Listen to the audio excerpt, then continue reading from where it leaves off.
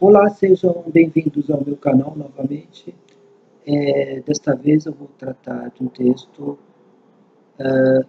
que é sobre um outro texto da Simone de Beauvoir chamado O Segundo Sexo. O segundo sexo se refere ao sexo feminino, que é, que foi e que ainda é relegado ao segundo plano. Então, a Simone de Beauvoir refere-se ao segundo sexo como sendo ao sexo feminino. Este texto, no meu entender, ele está inserido dentro de uma tendência atual da filosofia, que é fazer uma reflexão sobre a questão dos gêneros, o gênero masculino e feminino, por exemplo. Por que essa questão se torna muito importante para a filosofia no momento atual? Por exemplo, ao longo da história da filosofia, os mais diversos pensadores, a maioria absoluta do sexo masculino, quando fala em humanidade, evidentemente fala da humanidade no sentido geral, fala da humanidade em relação ao gênero humano e à espécie humana, portanto, considera homens e mulheres. No entanto, quando se examina mais cuidadosamente esses textos, mesmo que eles não mencionem explicitamente, fica muito claro que a humanidade é preponderantemente uma humanidade do sexo masculino, do gênero masculino. Então, o texto O Segundo Sexo da Hannah Arendt é um texto clássico. Por quê? Porque ele lança a mão das ferramentas filosóficas para fazer uma reflexão sobre o papel da mulher na sociedade. Só que essa reflexão ela é extremamente profunda. A Simone de Beauvoir, ela foi esposa os dois já morreram, né? Ela foi esposa do Jean-Paul Sartre e ela lança a mão do existencialismo e da fenomenologia para fazer uma reflexão sobre a condição feminina. É um texto breve, o texto da apostila, então este vídeo será um pouco mais breve. Ora, o texto diz o seguinte, que quando as crianças elas nascem, independente de serem do sexo masculino ou do sexo feminino, elas têm um comportamento muito parecido, elas têm a afetividade muito parecida, elas choram, por exemplo, quando têm fome, ou quando encontram alguns tipos de adversidade, elas ficam felizes quando recebem o carinho da mãe, do pai. Portanto, há uma proximidade muito grande. É impossível diferenciar o sexo do bebê, a não ser pelos seus órgãos genitais, mas em relação ao comportamento, à afetividade, é muito difícil diferenciar o sexo do bebê. Por quê? Porque os bebês eles são iguais. Só que tem uma marca que a sociedade já impõe desde o nascimento dos bebês, das pessoas. Quando o bebê é do sexo masculino, o enxovalzinho dele, a touquinha dele, a roupinha dele, toda é em cor azul. E quando o bebê é do sexo feminino, a touquinha, a roupinha dela é toda em rosa. Ora, isso é uma simbologia do quê? Que a sociedade já está impondo a diferença entre os gêneros. E já está determinando o destino da mulher e o destino do homem. O que a Simone de Beauvoir defende, a ideia principal dela, é a de que não há nenhum destino biológico, econômico, social que pesaria, que determinaria a vida das pessoas. Em relação à mulher, esse destino é imposto pela sociedade, não pela condição biológica. O que isso significa? Significa que, ao colocar uma touquinha rosa no bebê do sexo, do gênero feminino, sexo feminino, a sociedade indica o que se espera da mulher ao longo de toda a sua vida. Por quê? Porque esse bebê vai se desenvolvendo, vai crescendo, torna-se uma menina, e as meninas têm que brincar de certas, de boneca, de certas outras coisas, e os meninos têm que brincar de bola, de carrinho, etc.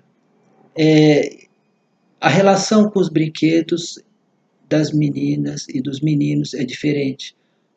O desenvolvimento emocional também começa a ser diferente, porque isso é imposto pela sociedade. Então, as meninas são estimuladas a serem mais afetivas, sensíveis, e até mais dependentes dos outros.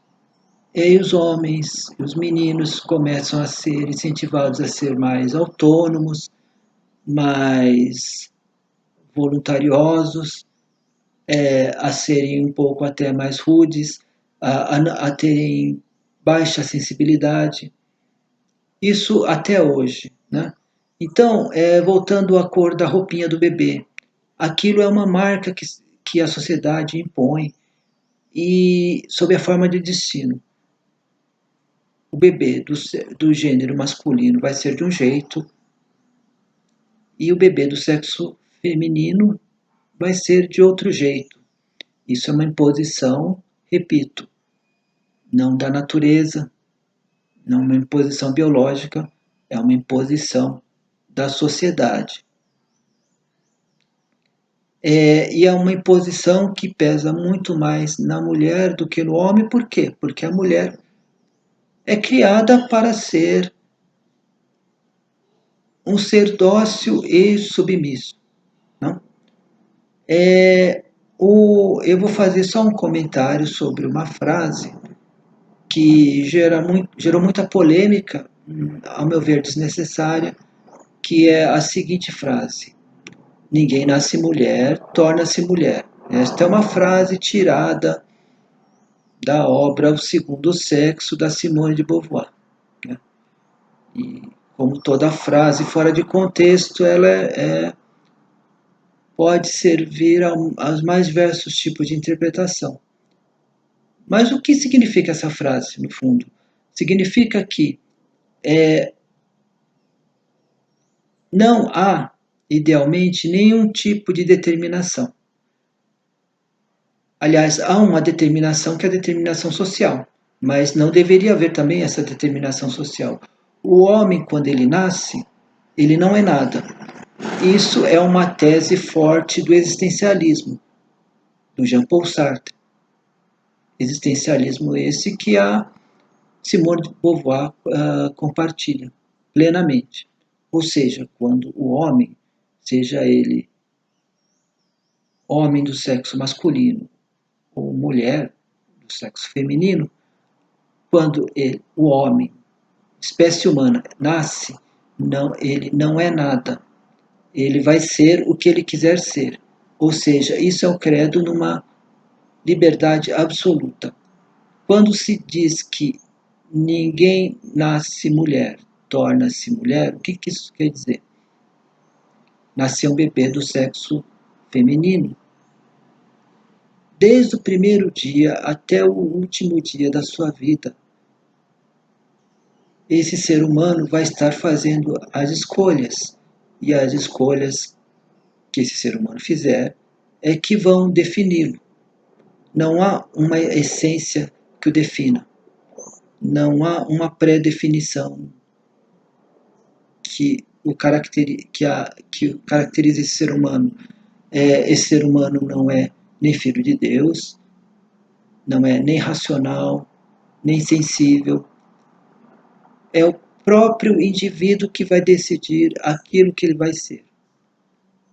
Então, vamos supor, um bebê do sexo feminino.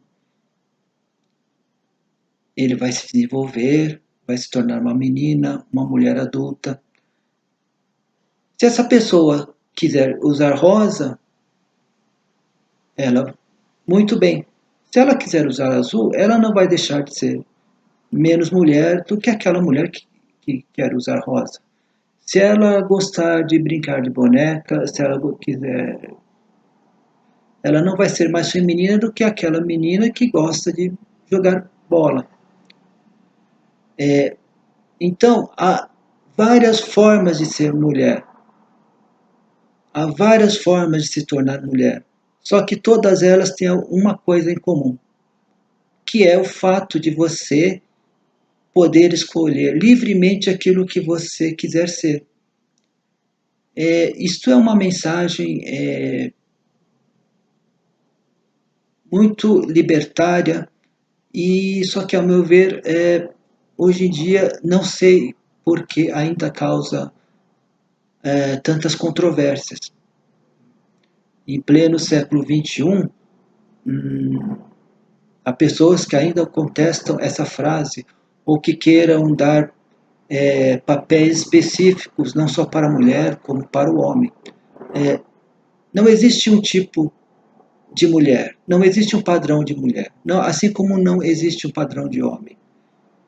Se você quebra essas determinações sociais, a sociedade pode ser muito mais livre e mais justa com as próprias pessoas, principalmente na questão do julgamento que você faz das pessoas. E o que me espanta também é que, após as várias revoluções de comportamento, os vários tipos de movimentos, de contracultura, mesmo que muitas pessoas não tivessem acesso a esses movimentos, o livro da Simone de Beauvoir, O Segundo Sexo, hoje em dia, é uma coisa muito sensata do meu ponto de vista, que não deveria causar mais nenhum tipo de espanto nem de escândalo. Repito, ninguém nasce mulher, torna-se mulher. É como se fosse um grito ou de liberdade. Cada um responsavelmente escolhe aquilo que quer ser e se liberta de qualquer tipo de determinismo. Isso não tem nada de maléfico à sociedade, porque cada escolha que você faz em relação à sua vida, isso pesa para toda a sociedade. Cada escolha que você faz, você é responsável por ela. E se você fizer uma escolha que prejudique muita gente, você será responsabilizado por ela. Então, não há nada demais nessa tese da Simone de Beauvoir. Ao contrário, não é? Então, esse é o texto de hoje. Eu agradeço a vocês. Muito obrigado. Deixem o seu positivo e até mais.